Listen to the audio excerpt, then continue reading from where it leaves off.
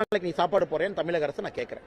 சரி, நீ பிஜேபியை சாப்பாடு போடாதேன்னு சொல்ற, இன்னொருத்தர் சாப்பாடு போட வேண்டாம்னு தமிழக அரசு சொல்றாங்கன்னா, நாளைக்கு முதலமைச்சர் ஆர்டர் போட்டுட்டும் எல்லா கோவில்லையும் நாங்க சாப்பாடு போடுறோம். நாங்க சாப்பாடு போட வரல.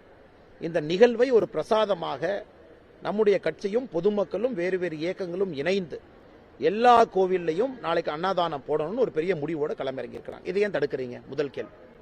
இரண்டாவது கேள்வி, கோயிலுக்குள்ள எல்இடி வைக்கிறோம், அதுக்கு நீ பணம் சார்ஜ் பண்ணுமா? சார்ஜ் பண்ணிக்கங்க. அதுக்கு என்ன கோயிலுக்கு பணம் கட்டணுமா?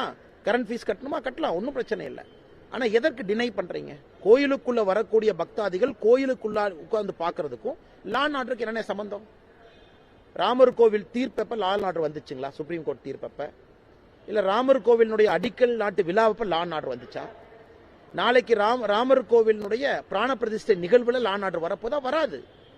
இவர்கள் மைனாரிட்டி அரசியல், மைனாரிட்டி அப்பீஸ்மெண்ட் பாலிடிக்ஸ் பண்றாங்க. அதனுடைய வெளிப்பாடு தான் இவர்களுக்கு தலையும் புரியல, வாழும் புரியல. அறநிலைத்துறை அமைச்சர் ஏதோ கதை சொல்லிட்டு இருக்கார். ஆனா தமிழக அரசே பொய் சொல்வதை இப்ப சமீப காலத்துல பார்க்க ஆரம்பிச்சிருக்கோம். அரசு பொய் சொல்லுது. அப்ப என்னுடைய சமூக வலைதளத்துல வெள்ளூர் பகுதியில் ஒருத்தர் ரைட்டிங்ல கொடுத்திருக்காங்க, உங்களுடைய இஓ சொல்லி தான் நாங்க இதை ஸ்டாப் பண்றோம் அப்படின்னு. அது பொய்யா? அதனால அமைச்சர் சேகர் பாபு அவர்கள் பச்சை பொய்ய சாதாரணமா சொல்றாரு. திமுகவினுடைய மேடை பேச்சு போல அமைச்சர் பொய்யை சொல்லி தப்பிச்சுக்கலாம் ஐடியா பண்றாங்க. திமுகவினுடைய மேடை பேச்சு பொய் மாதிரி எனக்கு அமைச்சரும் அரசும் பொய் பேசு. அதுக்கு ஒரு மறுப்பு அறிக்கை வேற அரசே கொடுத்திருக்காங்க டிஐபிஆர் மூலமா. அதற்கும் நாங்கள் பல இடத்துல அனுமதி மறுக்கப்பட்ட கடிதத்தை சமூக வலைதளத்தில் பகிர்ந்திருக்கிறோம். மொத்தமாக சொல்ல வேண்டும் என்றால், முதல்ல ஒரு ஊருக்கு 1000 பேர் வரலான்னு திமுக இன்னைக்கு ஊருக்கு 10,000 பேர்த்த வர்றதுக்கான அடித்தளத்தை இவங்களே போட்டு கொடுத்துட்டாங்க. நாளைக்கு அமைதியான முறையில் கோவிலுக்குள்ள நடக்கக்கூடிய நிகழ்வுல திராவிட முன்னேற்ற கழகம் கை வைப்பதை எந்த காலத்திலும் கூட ஏற்றுக்கொள்ள முடியாது. அதனால் பாரதிய ஜனதா கட்சியை பொறுத்தவரை தொண்டர் தலைவருக்கு அறிவுரை சொல்லியிருக்கோம், எல்லா கோயிலையும் பண்ணுங்க, அனுமதி எல்லாம் ஒன்றும் தேவையில்லை. அவங்க என்ன ஸ்டாப் பண்றாங்க பாத்துக்கலாம். எல்லா கோயிலையும் போய் பண்ணுங்க, மக்களுக்கு சாப்பாடு போடுங்க, திருப்தியா சாப்பாடு போடுங்க, பஜனை பண்ணுங்க, ராம கீர்த்தனை பண்ணுங்க. எல்லா கோவில்லையும் அங்க இருக்கக்கூடிய சிறு கடவுள் பெருக்கடவுளுக்கு மரியாதை செய்து நாளைக்கு ஜனவரி 22ஆம் தேதி பிராண பிரதிஷ்டை அப்படிங்கறனால ஸ்ரீராமனுக்கு முக்கியத்துவம் கொடுத்து மக்களை எல்லாம் இணைத்து அந்த கோயில்ல விழா எடுங்கன்னு நாங்க சொல்லியிருக்கோம். அது யாரு தடுக்கிறாங்க நாளைக்கு பார்க்கலாம். நாளைக்கு தடுக்கலாம். இதை தடுத்தா தான் லா அண்ட் ஆர்டர் ஆகும். நாங்க திராவிட முன்னேற்ற கழக அரசு தெளிவா சொல்றோம், உங்களுடைய மகன் நடத்துற விழாவுக்கு தமிழகத்தில் இருக்கக்கூடிய பேருந்து எல்லாம் திருப்பி, அந்த பகுதியில் இருக்கக்கூடிய தண்ணி எல்லாம் திருப்பி, ஒரு மகன் தங்கை குடியேற்றுறாங்க, மகன் நிகழ்வு நடத்துறாங்க.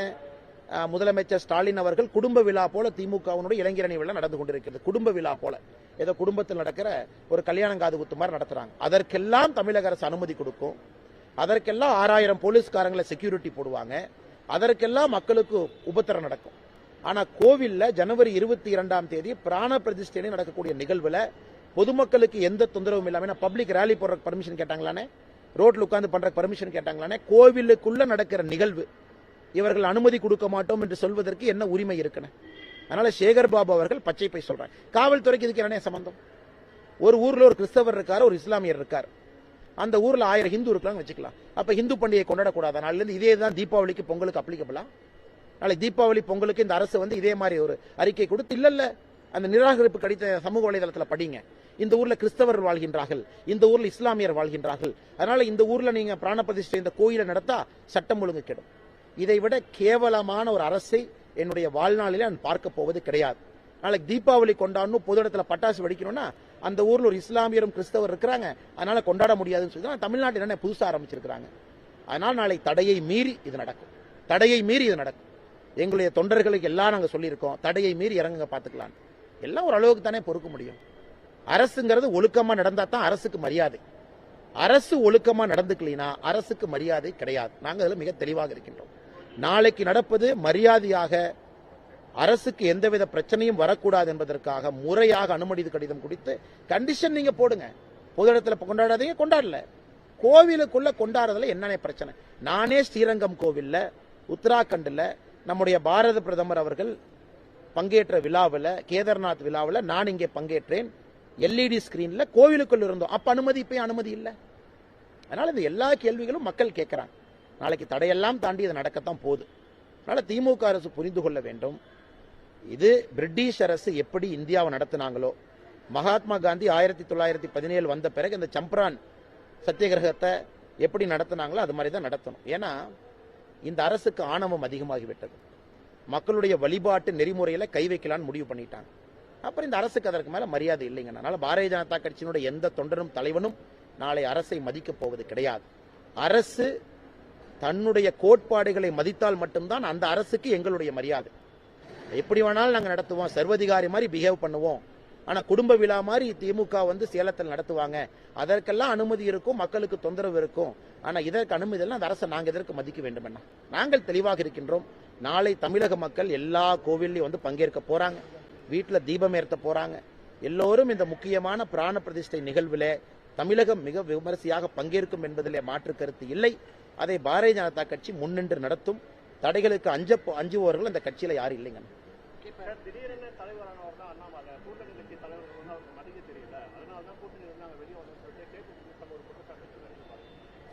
கேபி முனுசாமி அவர்கள் ஒரு விஷயத்தை புரிஞ்சுக்கணும்.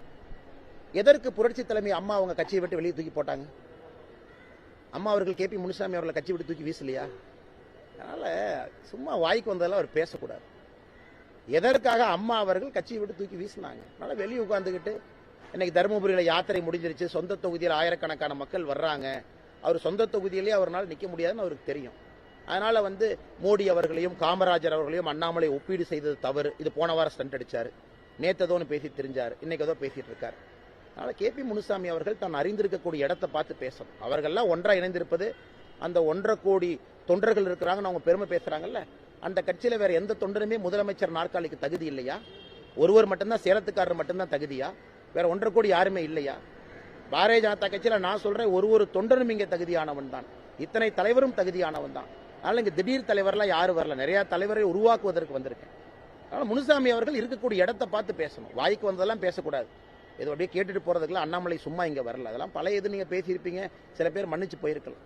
அதனால உங்களுடைய தராதரம் எங்களுக்கு தெரியும், நீங்க யாருங்கிறது தெரியும். அதனால் நீங்க உங்க தலைவரை தூக்கி தலைமையில வச்சுட்டு கொண்டாடிக்கிட்டே இருங்க. உங்களை சுத்தி ஒரு மாய உலகத்தை கட்டமைத்து ஏதோ தமிழக மக்கள் உங்க பக்கம் இருக்கிற மாதிரி அப்படியே அந்த கனவு உலகத்தில் வாழ்ந்துகிட்டே இருங்க. களம் மாறிவிட்டது. மக்கள் யார் பக்கம்? மோடியின் பக்கம் இருக்கின்றார்கள். மக்கள் நியாயத்தின் பக்கம் இருக்கிறாங்க. மக்கள் ஊழல்வாதிகள் பக்கத்தில் இல்ல. அதை முனுசாமி அவர்கள் புரிந்து கொள்ள வேண்டும்.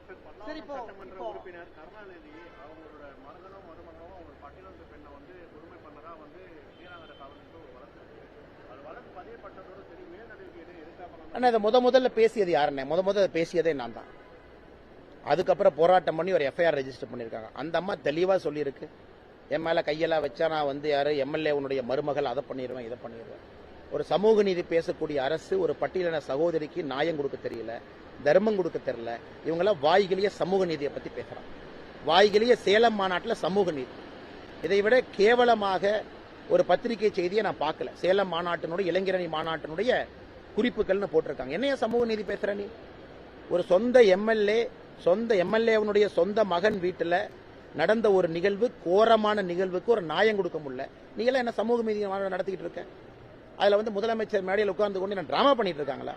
கேட்டா சுய ஆட்சி, அந்த ஆட்சி, இந்த ஆட்சி, சமூக நீதி மீட்கிறேன். முதல்ல உங்க சொந்த எம்எல்ஏ மகன் வீட்டில் நடந்த அநியாயத்துக்கு நியாயத்தை கொடுத்துட்டு அப்புறம் நீ ஆளை கொடுத்து மாநாடு நடத்த அப்படிங்கறதா இன்னைக்கு சேலத்தில் இளைஞரணி மாநாட்டுக்கு தமிழக மக்கள் பேசிக் கொண்டிருக்கின்றார்கள். அதனால் சகோதரர்கள் அனைவருக்குமே தெரியும், சகோதரிகளுக்கு தெரியும், திமுகவை பொறுத்தவரை வாய்ச்சொல் வீரர்களாக பொய் பேசி திரிஞ்சுக்கிட்டு, மற்றவங்க பேசுறதெல்லாம் திருச்சி பேசிக்கிட்டு, ஒரு குடும்பத்தில் தங்கை வந்து கொடியேற்றுவாங்களாமா, அண்ணன் அதை பார்த்து சிரிப்பாராமா, அண்ணனுடைய பையன் வந்து தமிழகத்தினுடைய ஆட்சியை மாற்றணுமாங்க. வெக்கமா இல்லையா? கேவலமா இல்லையா? இதற்குத்தான் இந்த கட்சி ஆரம்பிச்சீங்களா? இதற்குத்தான் பெரியாருடைய புகழை பாடுறீங்களா? இதற்குத்தான் அண்ணாதுரை அவர்கள் குடும்பத்தை கட்சிக்குள்ளேயே விடக்கூடாதுன்னு சொன்னாரா? நீங்க 3 பேர் சேர்ந்து கொடியேற்றுறதுக்கு தான் அந்த கட்சி நடக்குதா? கேட்டா சமூக நீதி, கேட்டா சமூக புரட்சி. இதெல்லாம் மக்கள் பார்த்துக்கிட்டு தான் இருக்காங்க. அடுத்த தேர்தலில் பாருங்க என்ன நடக்குது.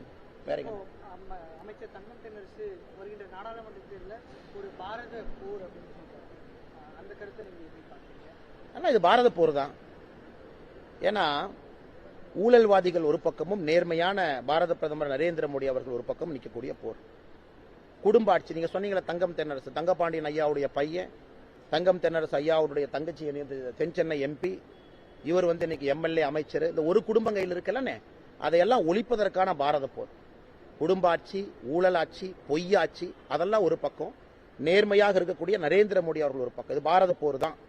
எப்படி பாரத போர்ல பாண்டவர்கள் வென்றார்களோ, எப்படி பாரத போர்ல சத்தியம் ஜெயிச்சதோ அதே போல ஜெயிக்கும். இவர்கள்லாம் பாரத போர் என்கின்ற வார்த்தையை பயன்படுத்துவதற்கே தகுதி இல்லாதவர்கள் திராவிட முன்னேற்ற கழகத்தில் இருக்கிறாங்க. பேசுறதுக்கு ஒரு என்ன தகுதி இருக்கு? அவங்க அப்பா இனிஷியல் தூக்குனா யாருனே அவரு? இன்னைக்கு நீங்க தங்கம் திணற சொல்றீங்க, அப்பா இனிஷியல் தூக்குனா யார் அவரு? அவங்க அப்பா இனிஷியல் இல்லாம யாருன்னே அவரு? இவர் ஒரு பக்கம் எம்எல்ஏ அமைச்சர், இவர் அக்கா தங்கச்சி ஒரு பக்கம் தென் சென்னையில எம்பி. இதுக்கு தான் கட்சி நடத்துறாங்களா? கேட்டா பாரத போர். எத்தனை நாளைக்கு இதெல்லாம் தூக்கி சுத்துவாங்க? இதெல்லாம் மக்கள் தெளிவாக புரிந்திருக்கின்றார்கள். இத்தனை நாட்களாக இவர்கள் பேசிய பொய் 2024 பாராளுமன்ற தேர்தலில் எடுபடாது என்பது மக்கள் தெளிவாக இருக்கின்றார். வேறங்க என்ன? நன்றி அண்ணா, நல்லா இருக்குண்ணா. எப்படி இருக்கீங்க பிரதர்? என்ன பண்றீங்க ரெண்டு பேரும்?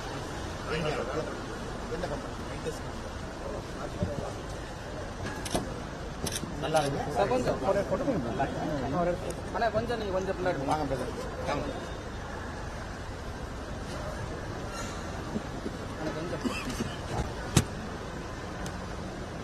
நல்லா இருக்குங்க.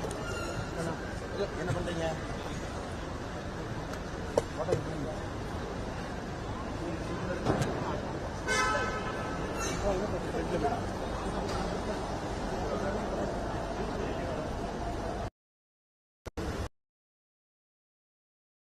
மிக தெளிவாக ஒரு முன்னணி நாளேடு பேப்பர் நியூஸ் பேப்பர் அவங்க பப்ளிஷ் பண்ணியிருக்கிற ஆர்டிக்கலை போட்டு அவங்க ட்வீட் பண்ணியிருக்காங்க. அதன் பிறகு என்னுடைய சமூக வலைதளத்தில் அவங்க ரிஜெக்ட் பண்ண லெட்டர்ஸ் எல்லாம் நான் போட்டிருக்கேங்கண்ணா. ஒரு இடத்துல வந்து ஹெச்ஆர்என்சியினுடைய எக்ஸிகியூட்டிவ் ஆஃபீஸரே ஃபோன் பண்ணி இது நடத்தாதீங்க அப்படின்னு அறிவுரை கொடுத்து நடத்தலை. நிறைய இடத்துல போலீஸ் காவல்துறையை வந்து பயன்படுத்தி இதை வந்து எந்த அடிப்படையில் நீங்கள் நடத்துறீங்க அப்படின்னு சொல்லிட்டு பிரைவேட் ஏரியாவில் ஒரு பிரைவேட் திருமண மண்டபம், தனியார் திருமண மண்டபமோ தனியார் பள்ளிக்கூடங்கள் அதெல்லாம் நான் சமூக வலைதளத்தில் போட்டிருக்கேங்கண்ணா. முதலாக இந்த மோசமான இதை தமிழகத்தில் பார்க்குறோம். இதற்கு முன்பு பிரதமர் அவர்கள் உத்தராகண்டில் சில நிகழ்வுல பங்கேற்கும் பொழுது நானே ஸ்ரீரங்கம் கோவில்ல அந்த நிகழ்வில் பங்கேற்று எல்இடி ஸ்கிரீன்ல அதை வந்து திராவிட முன்னேற்ற கழகத்தினுடைய இதே ஆட்சியில் எல்இடி ஸ்கிரீன்ல அதை டெலிகாஸ்ட் பண்ணோம். நானே பார்ட்டிசிபேட் பண்ணங்கண்ணா. அன்னைக்கெல்லாம் இவங்க அனுமதி கொடுத்தாங்களா என்பதையெல்லாம் தாண்டி லோக்கல் கோயில் இருக்கக்கூடிய ஈவோட்ட பேசி நாம டெலிகாஸ்ட் பண்ணோம். மக்கள் பார்த்தாங்க. கோயிலுக்கு வெளியே இல்லைங்கண்ணா.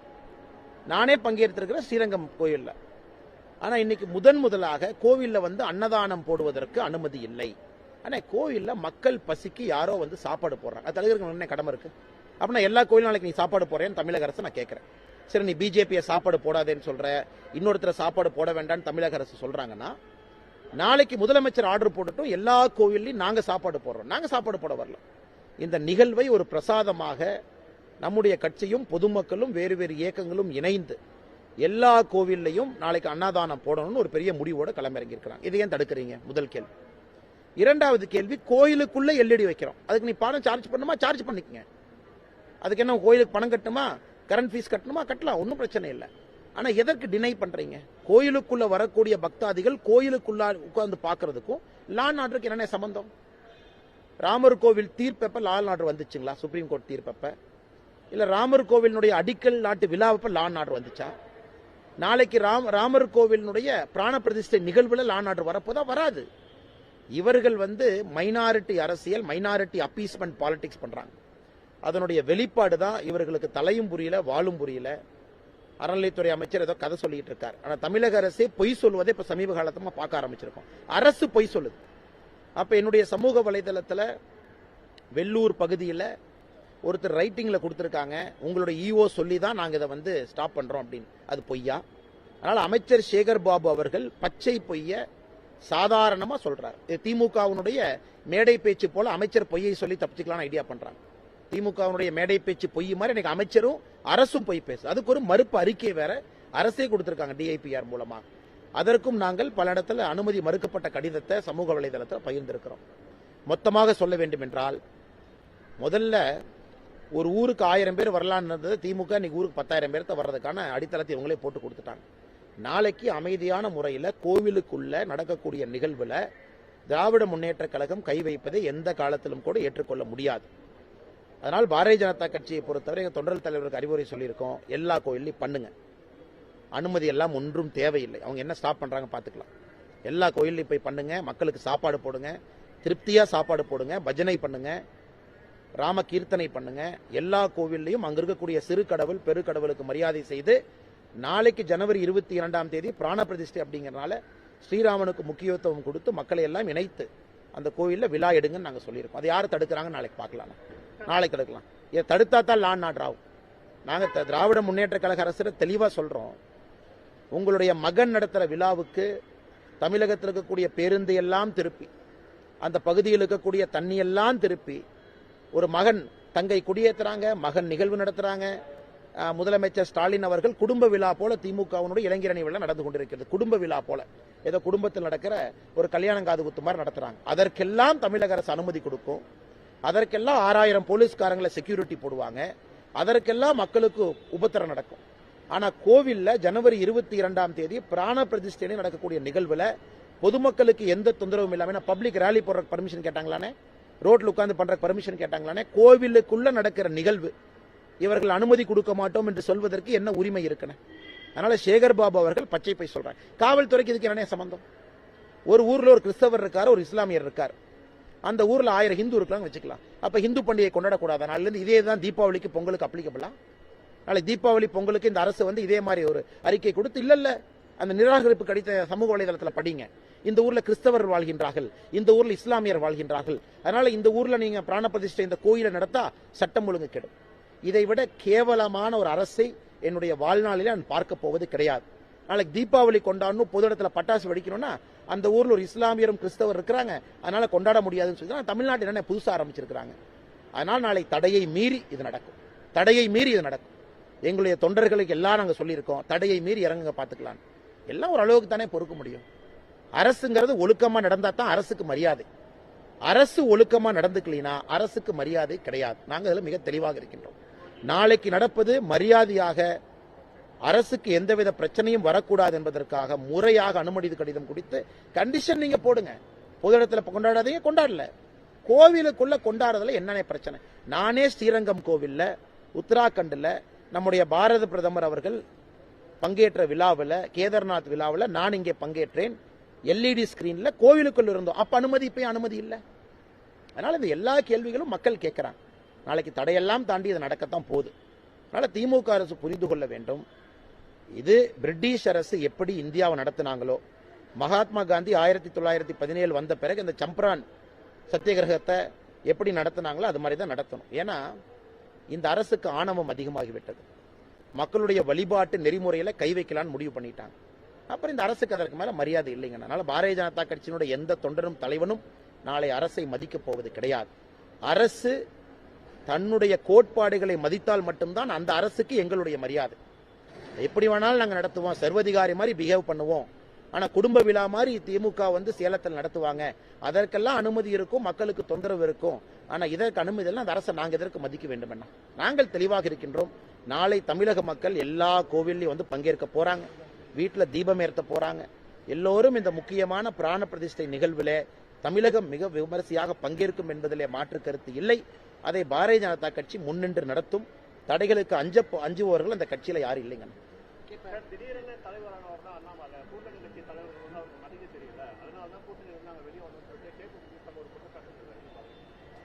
KP முனுசாமி அவர்கள் ஒரு விஷயத்தை புரிஞ்சுக்கணும். எதற்கு புரட்சி தலைமை அம்மா அவங்க கட்சியை விட்டு வெளியே தூக்கி போட்டாங்க? அம்மா அவர்கள் KP முனுசாமி அவர்களை கட்சி விட்டு தூக்கி வீசலையா? அதனால சும்மா வாய்க்கு வந்ததெல்லாம் அவர் பேசக்கூடாது. எதற்காக அம்மா அவர்கள் கட்சியை விட்டு தூக்கி வீசினாங்க? அதனால வெளியே உட்கார்ந்துக்கிட்டு இன்னைக்கு தருமபுரியில யாத்திரை முடிஞ்சிருச்சு, சொந்த தொகுதியில் ஆயிரக்கணக்கான மக்கள் வர்றாங்க, அவர் சொந்த தொகுதியிலேயே அவரால் நிற்க முடியாதுன்னு அவருக்கு தெரியும். அதனால வந்து மோடி அவர்களையும் காமராஜர் அவர்களையும் அண்ணாமலை ஒப்பீடு செய்தது தவறு. இது போன வாரம் ஸ்டண்ட் அடிச்சாரு, நேத்ததோன்னு பேசி தெரிஞ்சாரு, இன்னைக்கு ஏதோ பேசிட்டு இருக்காரு. அதனால KP முனுசாமி அவர்கள் தான் அறிந்திருக்கக்கூடிய இடத்தை பார்த்து பேசணும். அவர்கள்லாம் ஒன்றா இணைந்திருப்பது, அந்த 1.5 கோடி தொண்டர்கள் இருக்கிறாங்கன்னு அவங்க பெருமை பேசுறாங்கல்ல, அந்த கட்சியில வேற எந்த தொண்டருமே முதலமைச்சர் நாற்காலிக்கு தகுதி இல்லையா? ஒருவர் மட்டும்தான், சேலத்துக்காரர் மட்டும்தான் தகுதியா? வேற 1.5 கோடி யாருமே இல்லையா? பாரதிய ஜனதா கட்சியில நான் சொல்றேன், ஒரு தொண்டரும் இங்க தகுதியானவன் தான், இத்தனை தலைவரும் தகுதியானவன் தான். அதனால இங்க திடீர் தலைவர்லாம் யாரும் வரல, நிறைய தலைவரை உருவாக்குவதற்கு வந்திருக்கேன். அதனால முனுசாமி அவர்கள் இருக்கக்கூடிய இடத்தை பார்த்து பேசணும், வாய்க்கு வந்ததெல்லாம் பேசக்கூடாது. ஏதோ அப்படியே கேட்டுட்டு போறதுக்குலாம் அண்ணாமலை சும்மா இங்க வரல. அதெல்லாம் பழைய இது நீங்க பேசியிருப்பீங்க, சில பேர் மன்னிச்சு போயிருக்கலாம். அதனால உங்களுடைய தராதரம் எங்களுக்கு தெரியும், நீங்க யாருங்கிறது தெரியும். அதனால் நீங்க உங்க தலைவரை தூக்கி தலைமையில வச்சுட்டு கொண்டாடிக்கிட்டே இருங்க. உங்களை சுத்தி ஒரு மாய உலகத்தை கட்டமைத்து ஏதோ தமிழக மக்கள் உங்க பக்கம் இருக்கிற மாதிரி அப்படியே அந்த கனவு உலகத்தில் வாழ்ந்துகிட்டே இருங்க. களம் மாறிவிட்டது. மக்கள் யார் பக்கம்? மோடியின் பக்கம் இருக்கின்றார்கள். மக்கள் நியாயத்தின் பக்கம் இருக்கிறாங்க. மக்கள் ஊழல்வாதிகள் பக்கத்தில் இல்லை. அதை முனுசாமி அவர்கள் புரிந்து கொள்ள வேண்டும். சரி, இப்போ உறுப்பினர் கருணாநிதி அவங்களோட மகனும் மருமகனும் அவங்க பட்டியலத்து பெண்ணை வந்து கொடுமை பண்ணதா வந்து நீராங்கர காவலுக்கு ஒரு வழக்கு இருக்கு. அது வழக்கு பதியப்பட்டதோடு சரி, மேல் நடவடிக்கை எதுவும் எடுக்காம ஆனால் இதை முதல்ல பேசியது யாருன்னே? முதல்ல பேசியதே நான் தான். அதுக்கப்புறம் போராட்டம் பண்ணி ஒரு எஃப்ஐஆர் ரெஜிஸ்டர் பண்ணியிருக்காங்க. அந்த அம்மா தெளிவாக சொல்லியிருக்கு, என் மேலே கையெல்லாம் வச்சா நான் வந்து யார் எம்எல்ஏ உன்னுடைய மருமகள் அதை பண்ணிடுவேன் இதை பண்ணிடுவேன். ஒரு சமூக நீதி பேசக்கூடிய அரசு ஒரு பட்டியலின சகோதரிக்கு நியாயம் கொடுக்க தெரியல, தர்மம் கொடுக்க தெரியல. இவங்கெல்லாம் வாய்கிலேயே சமூக நீதியை பற்றி பேசுகிறாங்க. வாய்கிலேயே சேலம் மாநாட்டில் சமூக நீதி. இதை விட கேவலமாக ஒரு பத்திரிகை செய்தியை நான் பார்க்கல. சேலம் மாநாட்டினுடைய இளைஞரணி மாநாட்டினுடைய குறிப்புகள்னு போட்டிருக்காங்க. என்னைய சமூக நீதி பேசுற நீ? ஒரு சொந்த எம்எல்ஏவனுடைய சொந்த மகன் வீட்டில் நடந்த ஒரு நிகழ்வு, கோரமான நிகழ்வுக்கு ஒரு நியாயம் கொடுக்க முடியல. நீ எல்லாம் என்ன சமூக நீதி நடத்திக்கிட்டு இருக்க? அதுல வந்து முதலமைச்சர் மேடையில் உட்கார்ந்து கொண்டு நான் டிராமா பண்ணிட்டு இருக்காங்களா? கேட்டா சுய ஆட்சி, அந்த ஆட்சி, இந்த ஆட்சி, சமூக நீதி மீட்கிறேன்.